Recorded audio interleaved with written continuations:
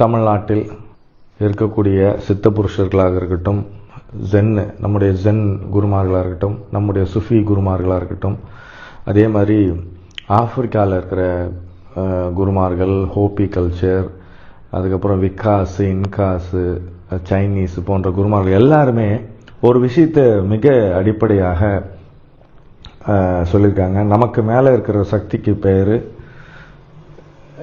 முடியாது, ஆனால் அதை பயன்படுத்தி தான் ஆக வேண்டும்.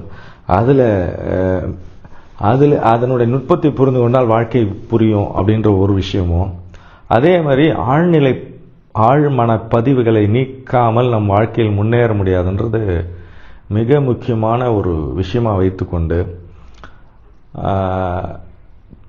நம்முடைய பூர்வக்குடிகள், அதாவது ஆதிவாசிகள் சொல்லக்கூடிய பூர்வக்குடிகள், இல்லாட்டி ரொம்ப ரொம்ப காலத்துக்கு முன்னாடி அடிப்படையாக இருக்கக்கூடிய நம்முடைய முன்னோர்கள், ஆன்சிஸ்டர்ஸ்ன்னு சொல்லக்கூடிய ஹோப்பி ஆன்சிஸ்டர்ஸோ, அபார்ஜின்ஸ், ஆஸ்திரேலியன் ஆன்சிஸ்டர்ஸ் சொல்லக்கூடிய எல்லா நாடுகளிலும் இருக்கக்கூடிய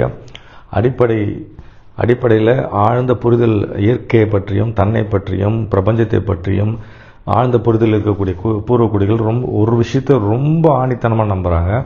நம்மளுடைய வாழ்க்கையில் எந்த காலகட்டத்திலும் ஆழ்மனப்பதிவு, சப்கான்ஷியஸ் பேட்டர்னிங், அதை நீக்காமல் நம்ம வாழ்க்கையில் முன்னேற முடியாதுன்றதை அவங்க ஆணித்தனமாக